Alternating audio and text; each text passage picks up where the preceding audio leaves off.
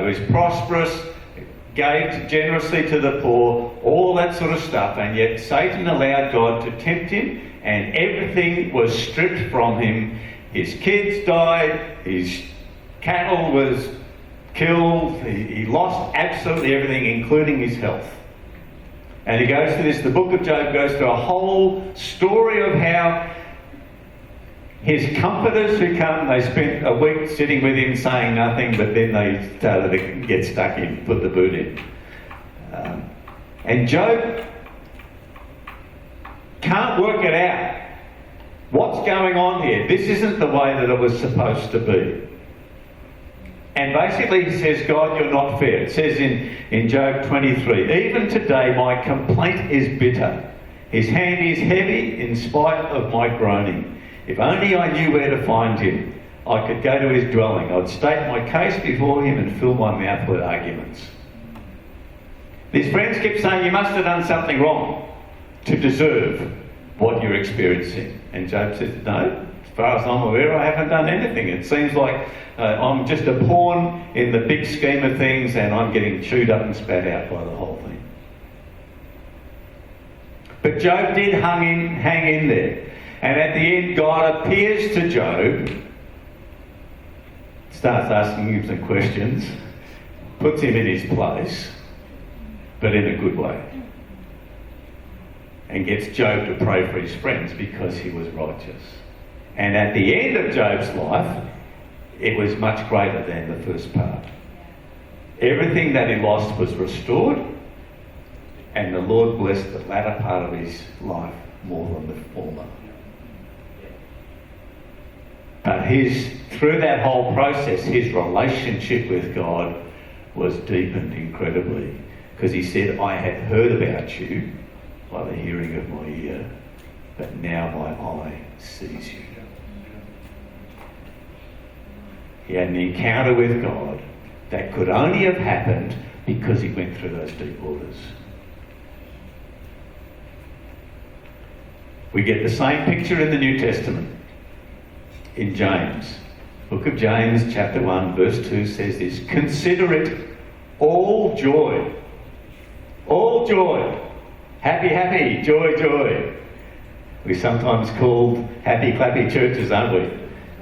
Consider it all joy whenever you face trials of many kinds, because you know that the testing of your faith develops perseverance.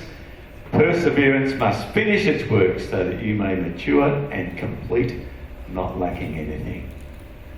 So when we go through the trials, when we go through the difficulties, that's when our faith gets deepened, and that's when we come out the other side with more to contribute to the world around about us.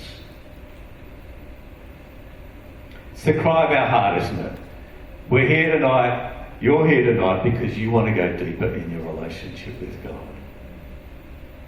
A little while ago I read out the first verses of Psalm 139. God, you know me, you've understood me, you see what's in my heart. At the end of that psalm it says this, search me, O God, and know my heart. Test me and know my anxious thoughts. See if there's any offensive way in me and lead me in the way everlasting. Point out anything in me that offends you. And that, I reckon, should be one of our regular prayers. God, where am I missing the mark? God, what in me needs some redirection and some correction? Where can I do better? What do I need to allow you to do in my life to change me from where I am to where you want me to be? I'll never forget, I was at a meeting once. I was sitting in the second row. The guest speaker was in the front row, some big international speaker from South Africa. And the guy at the front said, turn around and greet somebody. He turns around and shakes my hand and he says this, God loves you as you are, but he loves you too much to leave you as you are. I'll never forget that.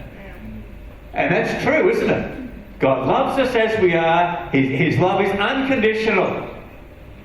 But he loves us too much to leave us exactly where. He wants us to grow. Just like a parent wants their little kid to grow up, become a mature adult who's actually a blessing to the people around about them, rather than the alternative. As we go through deep waters, our relationship with God is strengthened. And I think our attitude should be, when stuff happens in our lives, when circumstances go the wrong way, when all sorts of things can happen, we should have the attitude that Jacob had. Remember Jacob? Jacob was wrestling with the angel, and he wrestled all night, and this is what he said: I will not let you go until you bless me. And that's the attitude I believe that we need to have when we're facing all sorts of difficulties. I will not let you go, Mr. Difficulty, until you bless me, until I can wring some blessing out of this circumstance. Whether it's sickness, whether it's losing a job, whether it's whatever it is, whether it's some relationship difficulty, whatever it is that we're going through, I think we need to stick in and wrestle with that situation until some blessing comes out of it. I think that's really important. And the last thing I want to talk about tonight is that I think that we need to remember our Ebenezer. You need to remember your Ebenezer. And everybody's looking at me totally bemused because you've got no idea what I'm talking about. In the Old Testament, in the book of 1 Samuel chapter 7, says this: But that day the Lord thundered with a loud thunder against the Philistines and threw them into such a panic that they were routed before the Israelites. Then Samuel took a stone and set it up between Mizpah and Shen. He named that stone Ebenezer, saying, Thus far has the Lord helped us. The situation is the people of Israel are in difficulty. The Philistines are attacking them, but God intervened on their behalf, and so what ended up looking like defeat became a victory. And so Samuel gets this stone. He calls it Ebenezer, which basically means the Lord has helped us.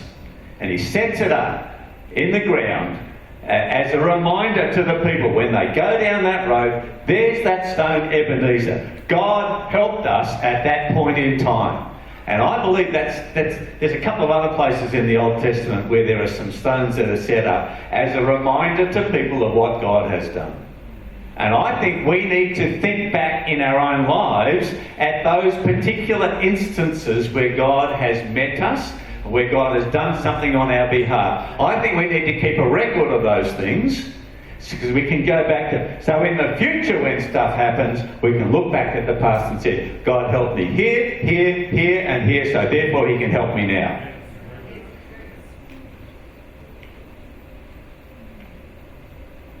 Remember your Ebenezer. There's some... I can remember, I think I was 19 years old. I'd grown up in the church.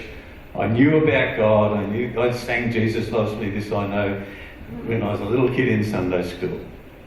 But I remember a time when I was 19 when I actually spoke out, praying out loud, and I knew that God heard me. And that was an amazing revelation to me. I can still remember it right now. That's an Ebenezer for me. That God met me at that point and he answered me back. Just a sense that God was there and he heard.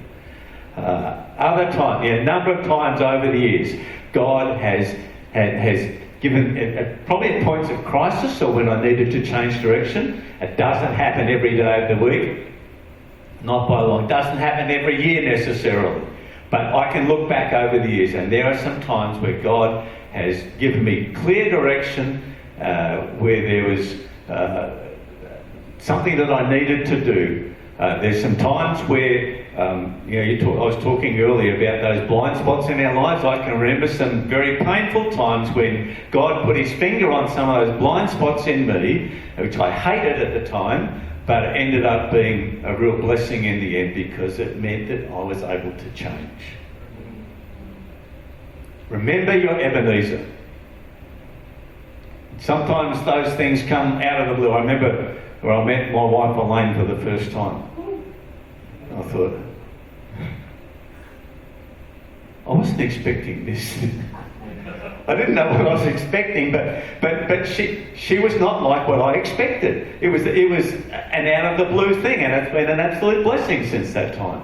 Now I've been through some deep waters before that with the sickness and death of my first wife, And that was a tough time to go through. But God's been with me through those times. And I can look back at that and say, I think I'm, you might disagree, but I think I'm a better person through going through that sort of stuff.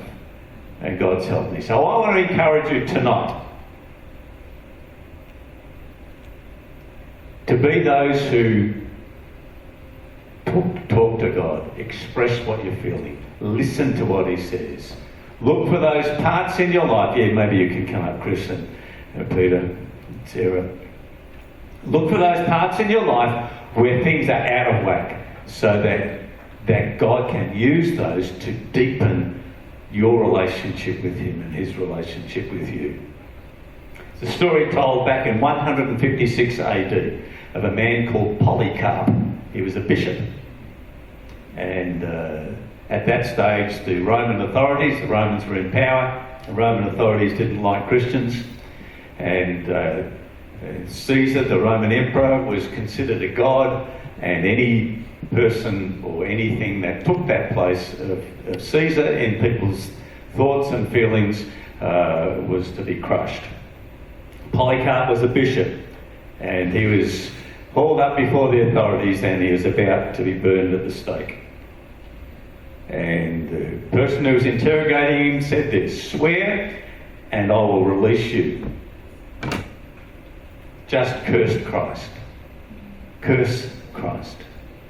Polycarp said this: 86 years have I served him. He's done me no wrong. How can I then blaspheme my King who saved me? He went through deep waters.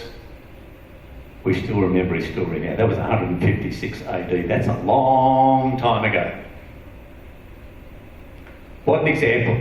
I love reading stories of men and women of faith who in their latter years are able to still remain faithful to God, and I love reading their biographies because I learned something from that. That encourages me to go deeper, not to stay on a superficial level, but to be somebody that God can use, is somebody who can be a blessing. And I encourage you tonight. We're here tonight. We're here in His presence. You don't go deeper just by coming to church. It's part of the whole process. Our worship is really important. But can I encourage you around walk with God day by day by day? Listen to God, express your own thoughts and desires, and allow God to change you. There's a thing called the Grand Canyon in America. One of the ways that was formed was just by water going down the Colorado River over centuries. And that water has dug a channel that is now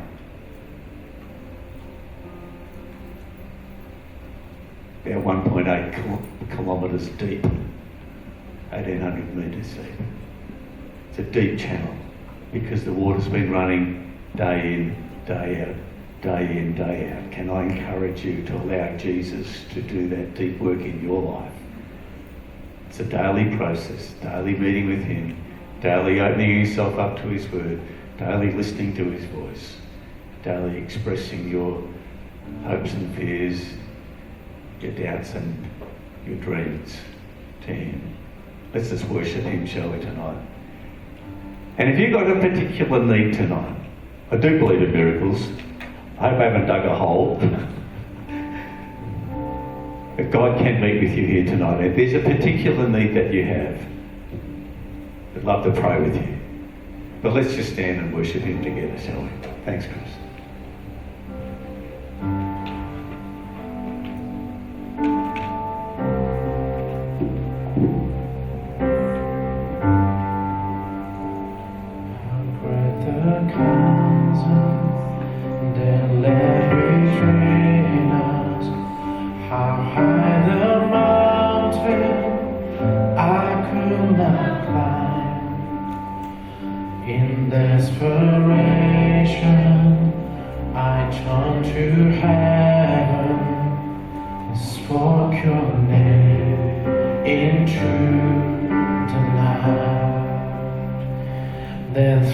the darkness, your loving kindness tore through the shadows of my soul.